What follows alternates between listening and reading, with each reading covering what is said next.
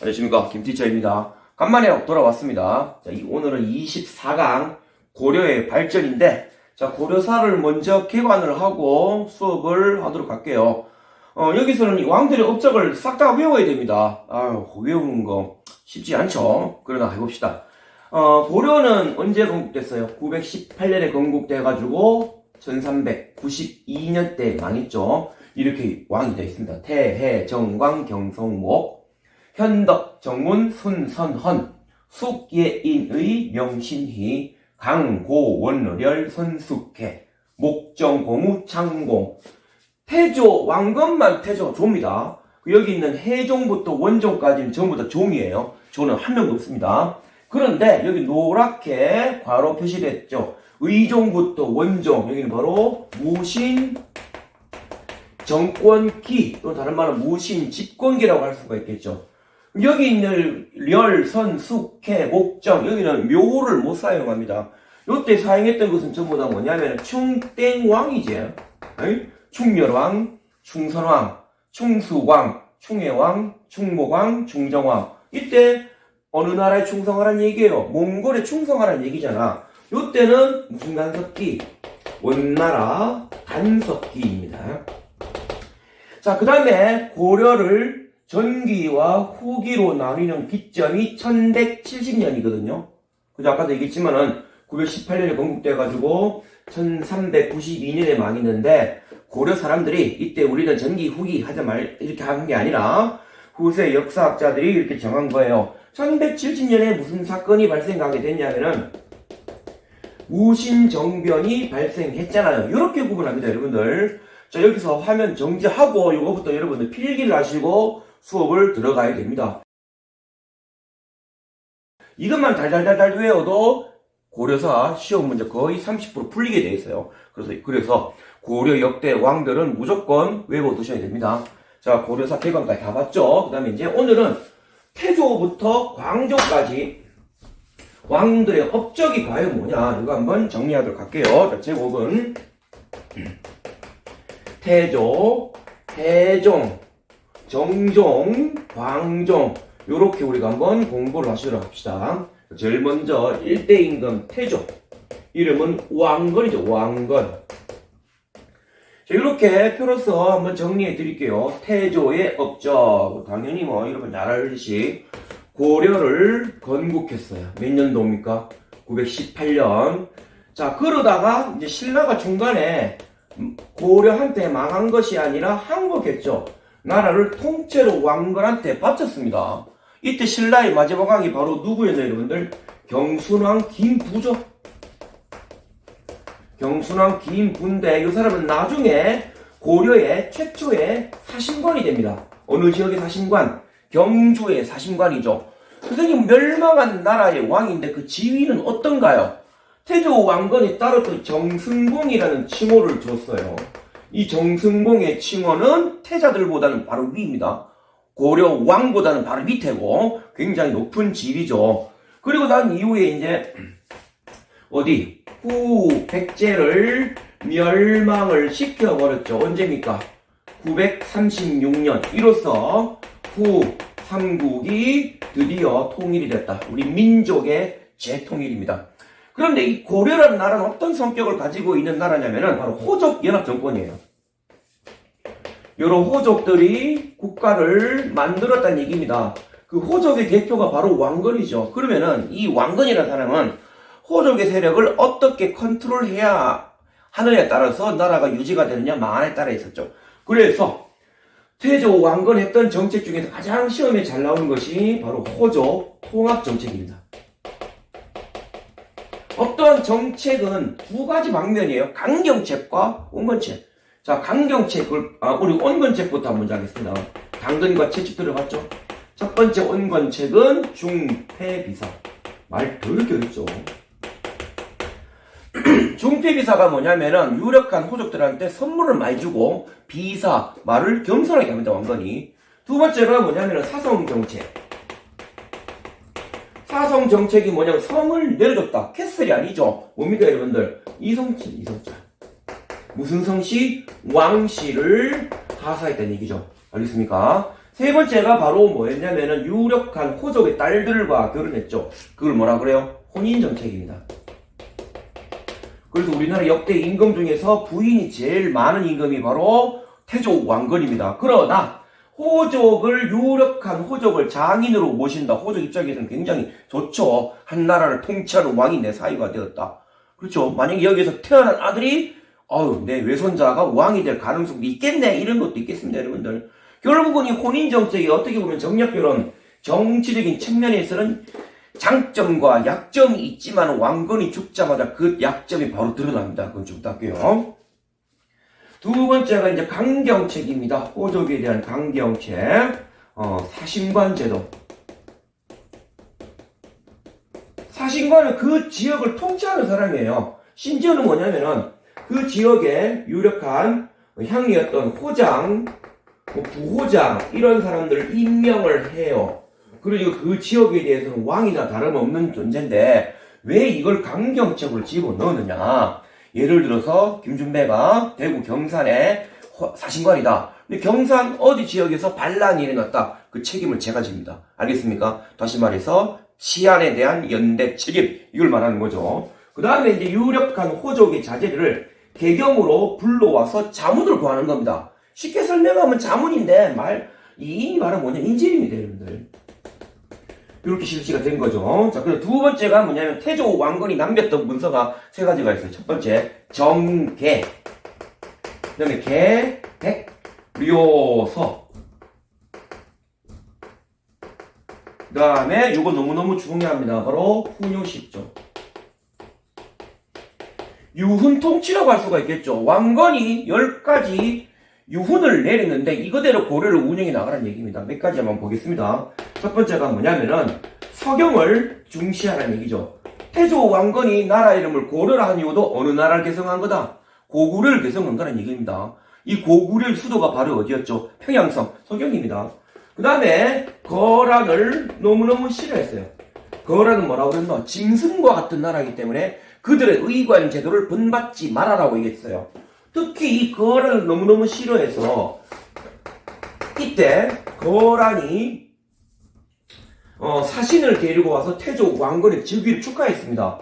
이때 태조 왕건에게 선물로 주는 것이 낙타죠. 50마리를. 이 낙타 50마리를 개경에 만부교에서 붙들어내가지고 굶겨 죽여버리고 사신들은 귀양을 보낸 사건입니다. 이걸 가리켜 만부교 사건이죠. 그 다음에 요것 조금 여러분들 주의해야 돼요. 바로 차연산맥. 이남의 사람들은 등용하지 마라. 이 사람들은 역적이 피해가 흐르고 있다는 얘기죠. 차연산맥 이남이 바로 어디냐면 지금으로 말하면 전라도입니다. 그래서 요즘에 나오는 뭐 지역감정이 있을 수가 있잖아요, 여러분들. 그런 이런 지역감정을 정치적으로 교묘하게 이용해서 차별하면 절대 안 됩니다. 아시겠습니까, 여러분들? 그래서 나오는 말이 뭐 홍어, 뭐 과메기 이런 이따위 말을 나오는데 저한테 걸리면 막 가만 안 두겠습니다, 이거. 알겠습니까? 이거는 왜 그러냐면은 차연산맥 이남 지역이 후백지잖아요. 후백제가 태조 왕건의 정복 전쟁에서 끝까지 개긴 나라입니다. 그렇기 때문에 태조 왕건 입장에서 끝까지 개겼고 자기한테 크게 괴로움을 주었던 나라이기 때문에 당연히 정치적으로 배제하는 것은 당연한 결과입니다, 여러분들. 이렇게 우리가 이해를 하셔야 되겠습니다. 자, 아까도 제가 말씀드렸듯이 태조가 나라 이름을 고려를 한 이유는 고구려를 개성한다는 얘기죠. 그래서 막상 건국하고 통일하고 보니까 고구려보다 영토가 매우 적어요. 그래서 잃어버린 고구려 땅을 되찾기 위해서 북진정책을 실시를 하게 되었습니다. 그래서 태조 왕건 때 그 북쪽에 있는 거란족과 여진족을 몰아내고 청천강에서 영흥만까지 영토를 확장했습니다. 그 다음 태조 왕건, 여러분들 이거는 상식입니다. 첫 번째 왕이 되고 난 이후에 제일 먼저 뭐냐면 백성들이 쉬게 만들어야 돼요. 그 쉬게 만드는 방법이 뭐냐면 경제적인 부담을 줄여주는 거죠. 그래서 했던 제도가 바로 취민 유도 정책. 취민 유도 정책이 뭐냐면은 백성을 절도 있게 수치하는 얘기입니다. 다시 한번 말씀드릴게요. 백성을 절도 있게 수치한다. 세금을 늘리는 거야, 줄이는 거야? 당연히죠. 줄이는 겁니다. 자, 그래서 세금을 10분의 1로 줄입니다. 그 다음에 춘궁기라든지 나라에 재해가 생긴다든지 이럴 때는 세금을 거두지 않은 경우도 있어요. 근데 빈민을 구제하기 위해서 흑창이라는 제도를 실시하게 됩니다. 들어봤을 거예요. 춘대추나 봄에 곡식을 빌려주었다가 가을에 납부하는 것이, 요것이 나중에 뭐로 변모가 되었노? 의창으로 변모가 되었죠, 여러분들. 자, 요까지 여러분들 태조왕건 정리할 수 있겠습니다. 태조왕건, 자, 족보 한번 대충 그리고 갈게요. 태조왕건의 첫 번째 충주 부인 유씨의, 여기서는 자식이 없습니다. 두 번째가 뭐냐면은 장화왕후 오씨죠. 나주 출신입니다. 여기서 태어난 아들이 왕후예요. 요 양반이 나중에 이제 2대 임금 해종이 됩니다. 세 번째 마누라가 누구냐면은 신명 순성 왕태우, 충주 호족 출신이죠. 여기서 태어난 것이 왕요와 왕소가 태어납니다. 요 세 분이 전부 다 왕이 돼요. 알겠습니까? 그러면 태조 왕건의 아들이 왕이 오르고 그다음 손자가 왕이 올라야 일반적으로 말했을 때, 뭐 상식은 아닙니다만은 이게 엄밀히 말하면 안정된 왕권인데, 그런데 왕건이 죽자마자 왕건 아들들이 3명이 연달아서 왕위에 올랐다 하는 것은 태조가 죽고 난 이후에 뭐가 일어났다? 왕위 쟁탈전이 발생했다는 얘기입니다. 자, 이 부작용, 아까 무슨 정책의 부작용? 결혼 정책의 부작용이라고 얘기했죠. 2대 임금. 그런데 해종은 즉위 후에 바로 투병을 하게 됩니다. 여러 가지 말이 있어요. 이 사람이 왜 죽었는지. 그런데 이 해종이라는 사람은 대단한, 뭐 이렇게 되면 전쟁 영웅이었어요. 후삼국 통일전쟁에서. 대단했던 사람이죠. 자, 투병을 했다 하는 것은 분명히 정치적인 암투가 발생했다는 얘기죠. 자, 그러면은 해종이 죽고 난 이후에 당시 고려에 3파전이 발생합니다. 첫 번째가 뭐냐면은 친위 세력이에요. 해종의 친위 세력이죠. 즉 해종의 후견인이 바로 누구였냐면은 박술희였어요. 이 사람은 누구를 지지했냐면은 2대 임금 해종을 지지했고, 그 다음에 이제 무슨 세력이 있냐면 이제 외척 세력이 있죠. 외척 세력. 이 외척 세력의 대표적 인물이 바로 누구였냐면 왕규예요, 왕규. 그 다음에 세 번째가 어떤 세력이 있냐면 이제 서경 세력입니다. 서경 세력의 대표적 인물은 누구냐면 왕신염이었어요. 이 왕신염은 태조 왕건의 사촌 동생입니다. 그럼 이 왕규는 누구를 지지했냐면은 자기의 외손자 광주원군을 지지를 했고, 서경 세력 왕신염은 누구를 지지했냐면은 왕소를 지지했습니다. 지지하면은 피드백이 있죠. 주는 게 있으면 받는 게 있어야 될 겁니다. 그죠? 아마 여러분들 왕규 같은 경우는 광주 원군을 왕위에 앉히려고 하는 거고, 박수리 같은 경우는 해종을 굳건히 지지하려고 하는 거고, 서경 세력이었던 왕신염은 왕유와 왕소를 지지하는 대가로 아마 뭐 하려고 했을까요? 이거 제 개인적인 내피셜인데 아마 서경으로 천도를 하는 것이 아마 그 대가인 것 같아요. 그러나 여기서 이제 누구냐면 외척 세력이었던 왕규의 난이 발생합니다. 왕규가 해종을 죽이기 위해서 자객을 2번이나 보냈죠. 그런데 첫 번째 자객은 해종이 직접 잡아서 죽입니다. 침실에 잠입한 자객을 해종이 주먹 한 방으로 때려서 죽였다고 얘기했죠. 그러나 그 이후에는 점점점 불안했던 모양입니다. 시름시름 앓다가 죽었죠. 그래서 왕규의 난이 발생을 하게 됐는데 이것을 진압을 했죠. 누가 진압을 하게 됐냐면 바로 왕신염입니다. 잘 보세요. 왕신염이 진압을 하고 난 이후에 왕규 세력을 대대적으로 숙청을 합니다. 요 장면도 아마 끔찍하게 나올 거예요, 여러분들 아마. 아마 다뤘던 장면이 옛날에 제국의 아침이라는 그 드라마에서 막 살생부 하면서 막 죽이는 장면이 나올 건데 아마 진짜 그랬을 겁니다. 자, 그리고 난 이후에 누가 왕위에 오르게 됐냐면은 정종이 즉위를 하게 됐고, 그 다음에 이제 누구를 했습니까? 여기에는 외척 세력을 제거했죠. 다음에 누구입니까? 박수리입니다. 박수리 귀양합니다. 박수리를 이제 숙청을 하게 되었죠. 자, 그런데 이 박수리를 누가 숙청했냐면은 왕규가 기록에 의하면은 왕규가 주도를 했다고 얘기했죠. 문제가 있죠, 여러분들. 왕신염이 분명히 왕규의 난을 진압을 했는데 여기서 숙청당한 왕규가 어떻게 해서 박수리를 제거했을까? 뭔가 사건의 앞뒤가 안 맞잖아요. 이거는 누가 주도했다? 바로 왕요와 왕서, 왕식령이 했던 것을 가리켜 했는데 누구한테 전가시켰다? 왕교한테 전가를 시켰다. 우리가 이렇게 이해를 하시면 되겠습니다.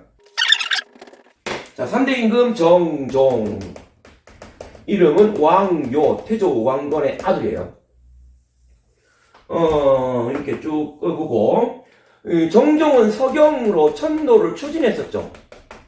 자기의 이제 당숙이죠. 당숙, 왕식령의 건의를 받아서 추진했는데, 이건 물론 실패합니다. 실패했던 이유 중에 한 개가 바로 뭐였냐면, 정종 죽어요.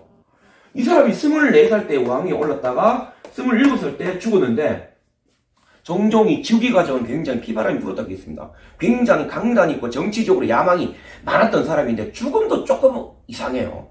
여진이 이때 우리나라에 조공을 바치러 왔거든요.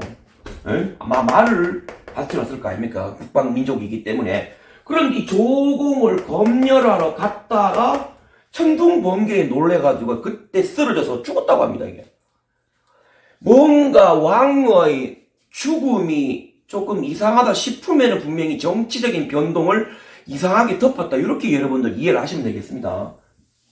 자, 그리고 정종은 거란을 대비하기 위해서 무엇을 설치했냐면 광군사를 설치합니다. 병력수가 30만. 어마어마하죠. 어디에? 청천강유역에. 청천강유역에 광군사를 설치했다. 30만인데 제가 볼 때 정규 병력은 아마 3만에서 5만. 나머지는 공병부대, 보급부대 이렇게 하시면 되겠습니다. 자, 네 번째 드디어 시험에 정말 잘 나오는 임금이죠. 네 번째 광종이에요. 그런데 이 광자를 여러분들 이렇게 이해하시면 되겠습니다. 이 광자 업적이 빛납니다. 그리고 또 한 개, 그 다음에 미칠 광자. 그래서 그렇기 때문에 이 광종의 업적은 빛나거나 미치거나. 업적도 빛났죠. 왜 미쳤다? 왕궁 강화에 미친 사람이에요. 자, 이 사람의 집권기는 949년에서 언제까지? 975년까지 모시게 되는데, 요 시기를 제가 이제 세 개로 짜갈라서 얘기해 볼게요. 자, 첫 번째 1기입니다. 1기. 949년에서 955년. 요걸 저는 관만기라고 평가할게요. 적절한 단어가 떠올리지 않아서 그랬어요. 아니면 모색기, 대기 중이다 이렇게 말하는데 요때는 별다른 업적이 그렇게 있는 건 아니에요. 뭔가 지켜봤겠죠. 왕권 강화를 하기 위해서 뭔가 준비를 했던 그런 준비 시기가 아니었는가 이런 생각을 하고 있습니다. 자, 두 번째가 뭐냐면 2기예요. 2기. 956년에서 960년 사이. 이게 이제 개혁기예요. 여기를 묻는 문제가 시험에 잘 나옵니다. 여러분들 중학교 때부터 여러분들 공무원이나 한국사 능력 검정, 심지어 대학교 교양 수업에도 이걸 무조건 시험에 나오죠. 첫 번째가 뭐냐면은 956년에 노비 안검법을 실시합니다. 노비를 검사를 해서 안정시키란 얘기입니다. 이게 살펴란 얘기죠. 알겠습니까? 그러니까 억울하게 노비가 된 경우가 굉장히 많을 거예요. 억울하게 노비가 되는 경우가 뭘까요, 여러분들? 채무 노비 이런 것들입니다. 아니면은 호족들이 귀족들이 아주 고리대를 해가지고 노비로 신분을 만드는 거, 이걸 말하는 거죠. 자, 그러면 이건 무엇을 말하는 거냐면은 호족들이 무수히 많은 노비를 가지고 있잖아요. 이 노비한테 노동을 시키면은 뭐가 된다? 호족도 돈 버는 거죠. 그리고 이 노비의 노동력은 경제력을 의미하고, 노비들이 훈련을 받으면 얘가 뭐가 될까요? 군사력이겠죠. 그럼 노비 안검법, 억울하게 노비가 된 사람을 다시 양인으로 승격시켜주는 제도인데, 이래버리면 어떤 효과가 생길까요? 광종 입장에서는 호족의 경제력과 군사력을 약화 또는 무력화시키는 겁니다. 두 번째, 958년 때는 우리나라 역사상 최초로 과거 제도가 실시가 됩니다. 그 전에 기득권 세력이 호족이잖아요. 그러니까 이제 호족들이 드디어 이제 정계에 진출을 못 합니다. 새로운 세력들이 이제 등장하게 되는 거죠. 시험을 치니까. 신구 세력 교체. 이런 의미를 가지고 있어요. 그 다음에 960년, 그다음에 공복제도. 백관의 공복제도를 실시하게 되었죠. 옷 색깔을 말합니다. 자, 단, 비, 녹 이렇게 네 가지 색깔을 했었습니다. 그 다음에 세 번째가 이제 3기예요. 961년부터 975년까지. 요게 아마 제 생각에 숙청기가 되었지 않겠는가.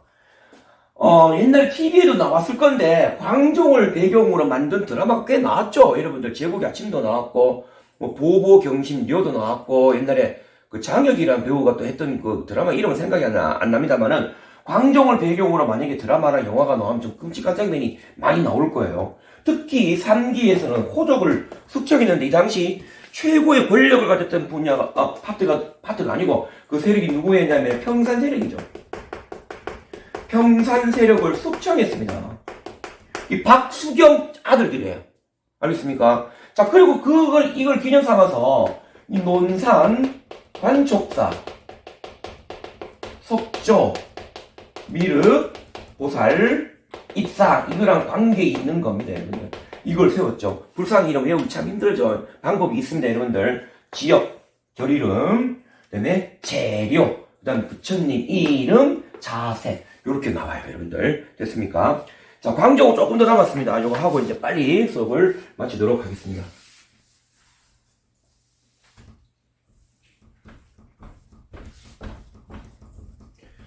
자, 광종 계속 보도록 하겠습니다.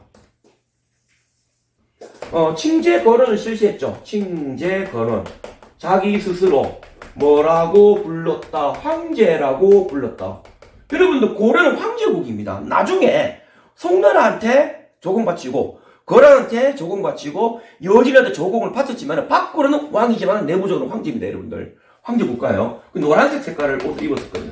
그렇죠. 그러다 나중에 이제 원간섭기 때는 제후국으로 전락을 하게 되었고, 그 다음에 이제 건원이 뭡니까? 원후를 세우다. 연호를 사용했다는 얘기죠.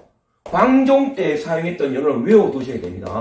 바로 광덕과 준풍. 광덕과 준풍이라는 연호를 사용했죠. 참고로 아까 빼먹었습니다만은 천수라는 연호는 누가 사용했다? 태조 왕건이 사용했다. 연호 사용의 의미 제가 무조건 두 가지로 외워놓겠죠. 첫 번째, 중국과 대동강 관계. 두 번째, 왕권 강화. 그러다가 언제부터? 962년부터는 송나라 연호를 사용을 하게 됩니다. 중국 연호를 사용하게 된 거죠. 그 다음에 자기가 살고 있는 개경을 뭐라고 불렀노? 황도라고 불렀어요. 황도. 저쪽에 뭐 마트에 파는 그 깡통에 들어있는 거 아닙니다, 여러분들. 이게 뭐냐면은 황제가 사는 도읍이다. 이렇게 말하는 거죠. 그 다음에 이제 경제 파트에서 어떤 일을 했느냐? 주현공부법을 실시합니다. 주현공부법. 이걸 통해서 재정을 확보를 했죠. 각 주와 현의 곡물과 부역을 동원하는 법을 말하는 겁니다. 세금 거두는 방법이에요. 그 다음에 여기 너무너무 중요합니다. 제위보가 있어요. 제위보를 통해서 빈민을 구제했죠. 고려 시대에는 이 보락하는 것이 있는데 이게 뭐냐면은 국가에서 기금을 마련합니다. 이 이자를 통해서 여러 가지 사회 사업을 실시하는 것이 있어요. 이것을 가리켜 보라고 합니다. 제위보, 합보, 경보, 팔관보, 그 다음에 이제, 귀법사를 창건했죠. 굉장히 규모가 큰 절입니다. 이거랑 또 관계에 있는 스님이 균녀, 그 다음에 국사제도, 왕사제도, 이때 광종 때 확립이 되었습니다. 오늘 수업한 것 내용이 너무나 많아요. 자, 화면을 멈춰가면서 이제 필기를 하시면 되겠는데, 요거만 달달달 외워도 제가 볼 때는 대학교 교양 수업도 아마 이해가 되지 않나, 이렇게 생각을 합니다. 자, 코로나가 계속 아직 안 끝나고 있습니다, 여러분들. 그리고 이제 뭐 방역수칙 좀 철저하게 좀 지켜주시고, 5 이상 모이지 마시고, 국가에서 좀 시키는 대로 좀 했으면 좋겠습니다. 저도 지금 소독 다 하고 오고 이제 합니다. 지금 손PD도 지금 마스크 다 끼고, 이게 방역 다 하고 하니까. 언제 또 이게 끝날지 모르겠습니다만 여러분들 좀 파이팅 하시고 이제 앞으로 남은 시간 좀 열심히 잘 했으면 좋겠습니다. 자, 오늘 수업은 여기까지 하겠습니다.